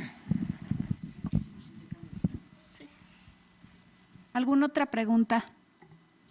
Creo que acá hay una, con Lucrecia. Gracias. La duda sería, ¿cómo se pretende, si ya hay un plan o no, de una vez que esté la normativa, hacer que funcione en todo el país? Me queda claro que los tiempos gubernamentales y los tiempos de la Ciudad de México son unos y los tiempos de los estados son otros. Yo estoy en la ECRO, en la ciudad de Guadalajara, estamos un tanto aislados, trabajamos con patrimonio documental, trabajamos con patrimonio y no sé en qué punto pudiéramos unir todos los interesados o todos los que trabajamos día con día con el patrimonio documental a la norma. O sea, ¿en qué momento nos integraríamos los otros sitios que conservamos y restauramos? Bueno, en principio creo que también tendríamos que explicar un poquito la diferencia entre una NMX y una NOM. ¿sí? La norma es obligada por ley y la NMX son como recomendaciones. Entonces, las que hemos estado presentando son NMX. Al momento de la publicación en el Diario Oficial de la Federación, cualquier organismo lo puede tomar como un ejemplo y de hecho lo hacemos también porque con eso se pueden generar recursos institucionalmente hablando, ¿no? O sea, yo tengo que cubrir esta norma, ¿no? Y entonces en esta norma me estipula condiciones ambientales, requerimientos, etcétera, ¿no? Entonces, los tiempos también son, la norma se presenta a la Secretaría de Economía, hay un periodo de consulta, por así decirlo, interno, me parece que son 60 días, si mal no recuerdo, y después se publica en general. En esa publicación también de otros 60 días, todas las personas pueden ser también recomendaciones. Entonces, involucrarse en la norma puede ser previo a su publicación, pues para que también quede mejor cuadrada a todos los que necesitemos, ¿no? Y entonces, en ese sentido, creemos que, bueno, es un paso, justo porque también si se genera una NOM, y de hecho nosotros no la podemos generar como tales, así viene de la Federación, estaríamos rigurosamente teniendo que acatar eso. Y pues en los estados justo, pues no nos va a alcanzar la vida si dentro de instituciones como la Biblioteca Nacional, como el INAH, no alcanza, ¿no? Ahora me imagino los archivos locales o los archivos estatales. Entonces, por eso queda en esta facultad de NMX y justo en un momento entra en la vigencia, son 5 años también, a la que nosotros también como Cotendoc tenemos que ir revisando, se pueden hacer comentarios y tenemos que volverla a actualizar, como los compañeros de videográficos que pues ya están en esta fase de actualización, ¿no? Sí, un poco ampliando lo que dice, ¿cómo se llama? Sandra, perdón. Un tiempo es la declaratoria la publicación para su consulta pública, es la primera publicación que se hace en el Diario Oficial de una norma mexicana, es para que toda la gente, todos los interesados puedan emitir su opinión y nos sirva para hacer algunas correcciones si es pertinente o algunas aclaraciones dentro de la norma. Una vez publicada como norma su declaratoria de vigencia, que es otro tiempo, el trabajo del comité también es procurar su difusión. Por ejemplo, en el caso de las normas de catalogación de documentos videográficos y la norma de documentos fonográficos, sí nos dimos a la tarea de estarlas difundiendo, a tratarlas de hacerlas llegar a través de redes, a través de instituciones públicas. En algún momento se hizo una publicación en papel y se estuvo distribuyendo pues lo más que podíamos, pero a veces como es un trabajo que no tiene presupuesto, es un trabajo que hacemos las instituciones que estamos en este comité, quienes vamos, pues vamos solo con el permiso de la institución, pero sin nada. O sea, es un trabajo para el que hay que estar buscando esos recursos, sobre todo de difusión, ¿no? Actualmente estamos algunas instituciones que han tenido la presidencia del comité, han puesto en sus páginas una liga a estas normas y es una forma de hacerlas llegar, ¿no? Pero no hay tampoco así. En algún momento el comité hizo unos spots para radio y para televisión, y está la idea de repetirlos y emplear un poco los tiempos de las instituciones que somos miembro, o sea, hay instituciones que tienen televisión, que tienen radio y que permite un poco hacer esa difusión, ¿no? Pero es un poco complicado, sobre todo porque no hay presupuesto para ello. Nosotros tenemos que estar buscando las formas de hacerlo, ¿no? Gracias. Y como un último complemento, el Cotendoc también se encarga de dar capacitación para la aplicación de las normas. Entonces, estos subcomités o los que ya llevan más tiempo, ya tienen normas publicadas, hacen capacitaciones, el de catalogación de fotos hace clínicas constantemente para aplicar las fichas de catalogación con las instituciones que usan la norma. Nuestra idea es, una vez publicada, hacer material de apoyo, trípticos, carteles, capacitaciones para su aplicación. A finales de septiembre va a haber una semana de la capacitación de Cotendoc, que va a ir un poco más hacia las instituciones que ahora lo conforman, pero la idea es después seguir capacitando hacia afuera. Norma que no se usa, o que no se conoce más bien, pues no se usa. Entonces, la idea es que el Cotendoc no solo genere las normas, sino que las difunda y además asesore para su aplicación. Sí, una última pregunta. El fin último va a ser la protección del patrimonio. Usted mencionaba la cuestión de, ¿cómo le llamaba? Obsolescencia programada. Cuando están haciendo la norma, están considerando los, ¿cómo le llamaríamos? Los criterios para poder tener un archivo, por ejemplo, electrónico, si estamos hablando de sistemas digitales, que deba tener características específicas para poderse extender para que todos lo pudieran tener y lo pudieran mantener, y que esa obsolescencia programada en lo digital deje que siga permaneciendo la información y ayude a lo que está protegiendo la ley, que es conservar al patrimonio. La otra es para la cuestión de la conservación de la ley. Si la ley la va a tener que administrar el INAH y el INBA, porque son los que hasta ahorita este momento tienen la ley en sus manos, y si llega a ser norma oficial, no nada más NMX, norma oficial, ¿cómo le vas a decir a la biblioteca o a cualquiera que si tiene o no tiene la infraestructura, vaya a poder aplicar lo que está en la norma cuando no tienen ni para comprar libros? Gracias. Bueno, le respondo un poco en cuanto a la norma oficial. No va a poder ser nunca norma oficial, siempre va a ser una norma mexicana, porque las normas oficiales solo se dedican a las cuestiones que tienen que ver con la seguridad. La seguridad en cuanto a la salud, en cuanto a los riesgos que implica, sobre todo la salud, ¿no? Cuando pensamos en fármacos, cuando pensamos en industria química, cuando pensamos en la industria en sí, o sea, estamos salvaguardando la integridad y la salud de la gente en un choque eléctrico, y por eso hay normas oficiales para los aparatos eléctricos, ¿sí? En ese sentido son las normas oficiales. Las normas mexicanas son de aplicación opcional porque son una serie de recomendaciones de buenas prácticas, de hacer las cosas de una mejor manera, pero que las instituciones, las empresas, la gente en general las puede aplicar o no las puede aplicar si quiere hacer mejor o no quiere hacer mejor las cosas, ¿no? Bueno, no es obligatorio, es opcional totalmente. Ese es en cuanto a las normas.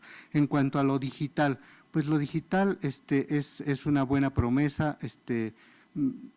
No hace mucho Daniel Teruggi del Instituto Nacional del Audiovisual en Francia decía, no es muy bueno el ambiente digital, pero no hay otra.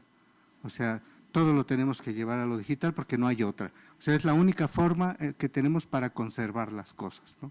Es la única promesa. ¿Cómo va a ser?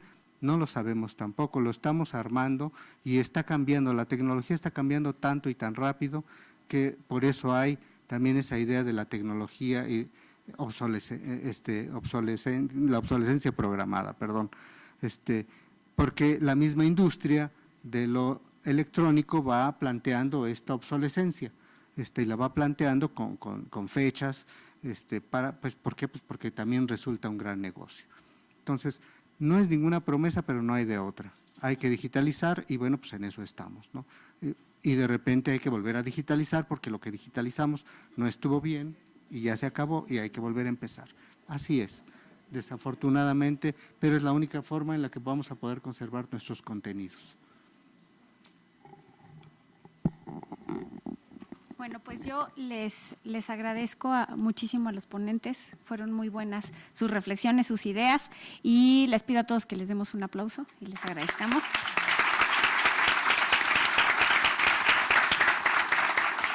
Y entiendo que vamos a tener la presentación de unas memorias y que para eso invitamos a Liliana Dávila y a Gustavo Lozano a que pasen, a que suban acá al presidio, mientras los voy a Los voy a presentar. Liliana Dávila Lorenzana es maestra en arte moderno y contemporáneo y licenciada en restauración de bienes muebles. Su trayectoria profesional ha sido como conservadora de fotografías en el ámbito público y privado, en acervos fotográficos, fílmicos y museos. Desde el 2008 es académica del ENCRIM, donde ha participado como docente en programas de licenciatura y de posgrado, como son la especialidad en conservación y restauración de fotografías y la maestría de conservación de acervos documentales.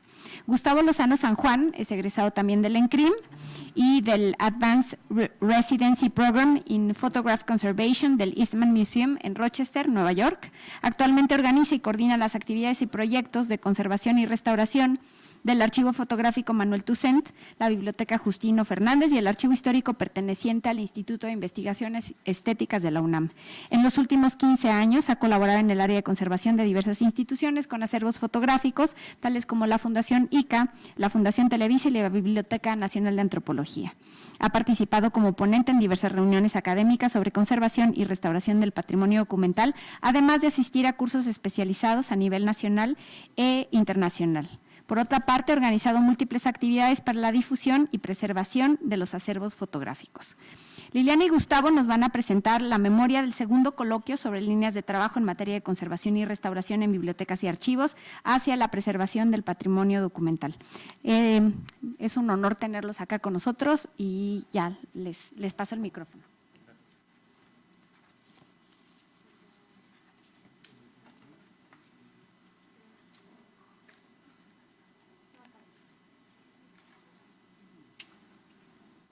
¿Necesitamos ayuda?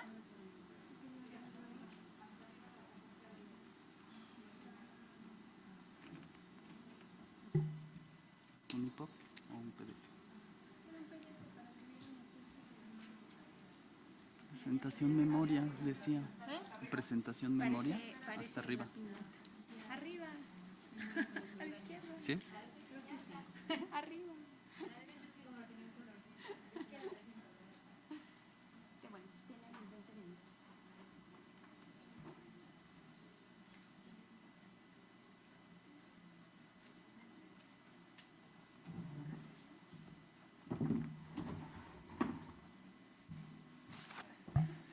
Hola, buenas tardes. Es un honor presentar las memorias del segundo coloquio internacional sobre líneas de trabajo en materia de conservación y restauración en bibliotecas y archivos, con el tema hacia la preservación del patrimonio documental. Entonces, hoy nos reunimos para ver la presentación de este hermoso libro.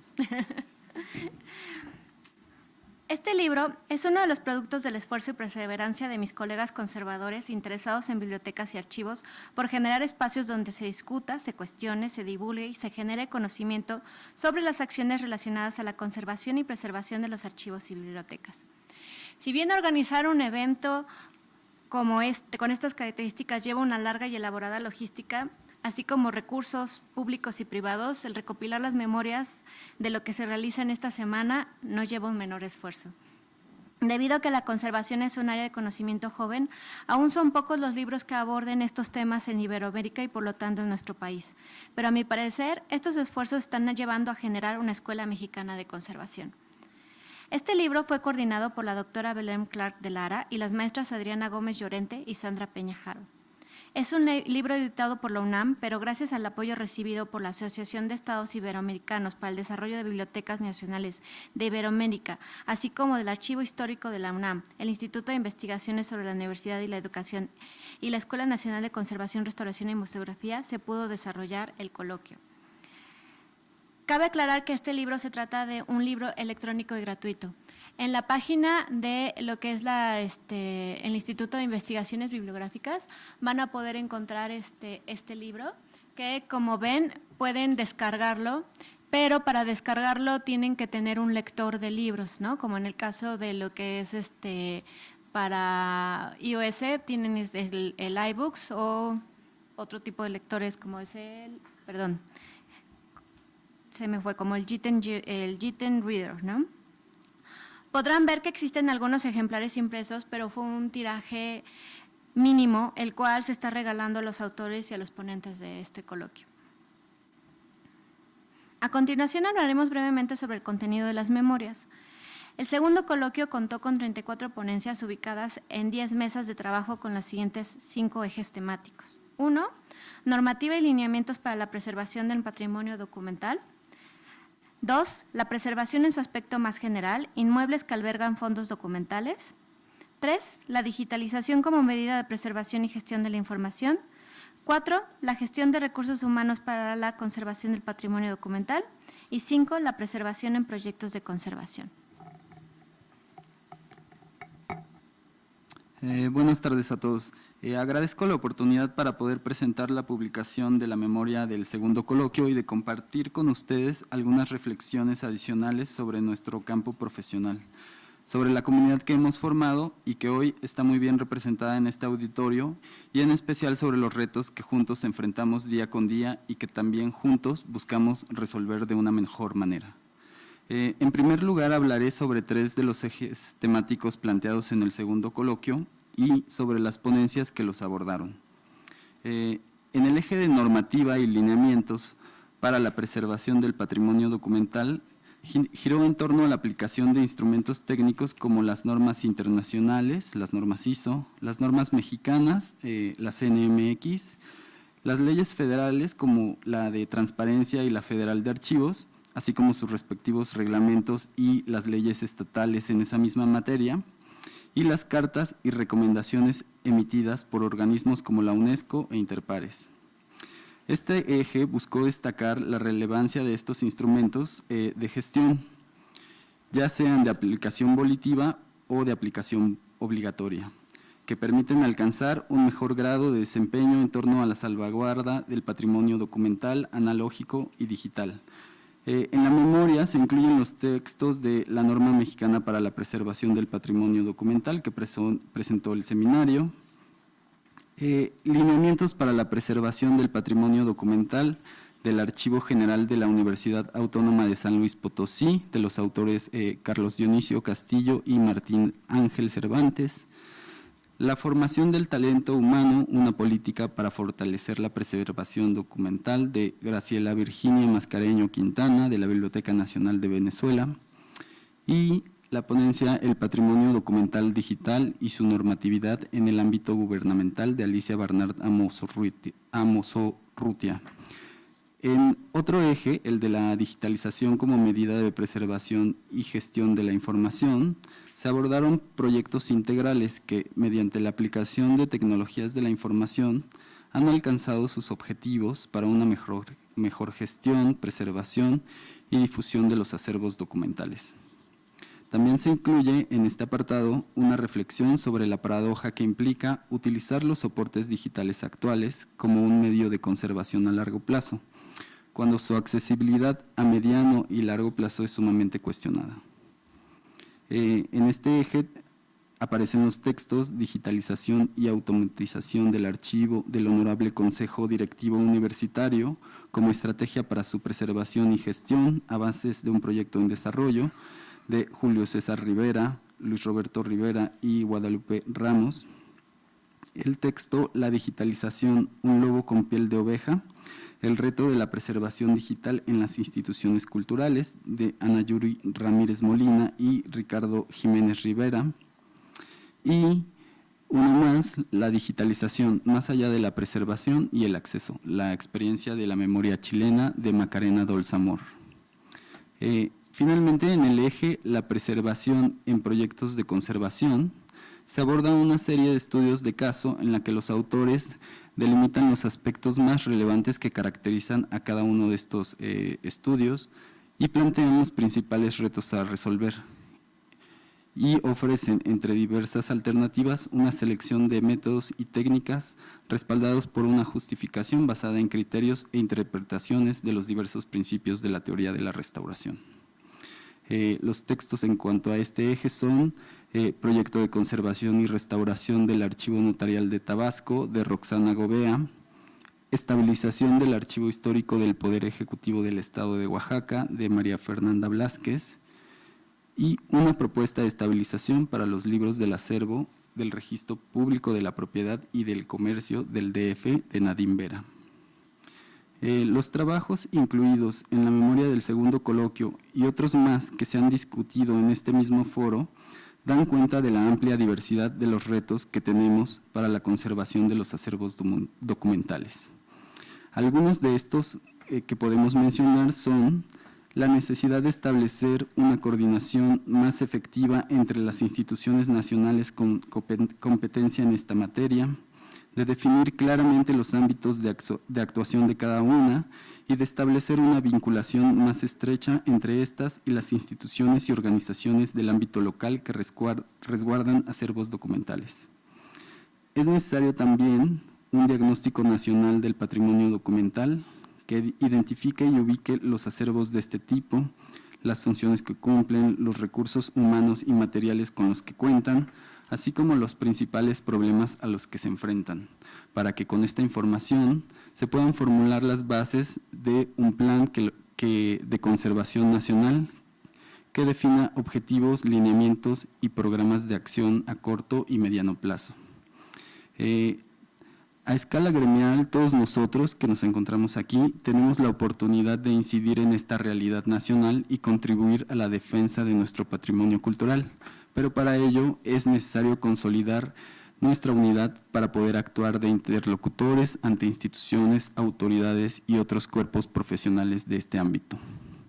Es necesario también incrementar la visibilidad del trabajo que realizamos, compartiendo con la sociedad en general y con públicos especializados la importancia del patrimonio cultural material, los valores que le son particulares y su función como contenedor de la identidad nacional, fuente de conocimiento y vehículo de desarrollo, y de la necesidad de conservarlo de forma responsable por medio de la aplicación de las metodologías científicas y criterios de la conservación.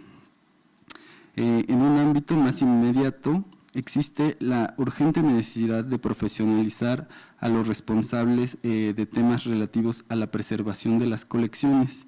Es recurrente que en nuestras instituciones también se omita la importancia de definir objetivos significativos a mediano y largo plazo y que no se reflexione lo suficiente más allá de lo meramente operativo, para poder establecer un plan de desarrollo estratégico que nos guíe para alcanzar las metas que pueden contribuir a modificar la realidad que hoy vivimos. Para finalizar, quiero invitar a todos ustedes a que sigamos impulsando el desarrollo de nuestro campo con el trabajo que cada uno de nosotros al frente de los acervos documentales hacemos día con día, ya que en esta semana que estaremos reunidos, con nuestra presencia aquí y nuestra participación en las diversas actividades de este coloquio, consolidemos cada vez más la comunidad que hemos formado y que en el futuro esta continúe siendo uno de los agentes de cambio que den soluciones a los grandes retos que tenemos enfrente. Gracias.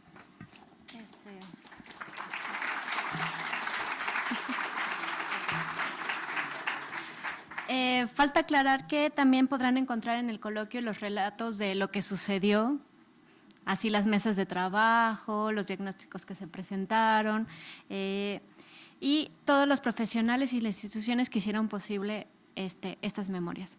No me queda más que agradecer a todos los que hicieron posible la publicación de estas memorias, ya que estos conocimientos impactarán en la mejora de las áreas de conservación en las disciplinas que la ejercen. Les agradecemos mucho. Les pedimos, va a haber un receso ahorita, les pedimos que regresen en 20 minutos, es decir, a la 1:20, bueno, 1:18, por favor. Por favor, pueden pasar a ver a nuestros patrocinadores que tienen ahí sus mesas y que gracias a ellos estamos teniendo un coloquio con mejores características. Muchas gracias.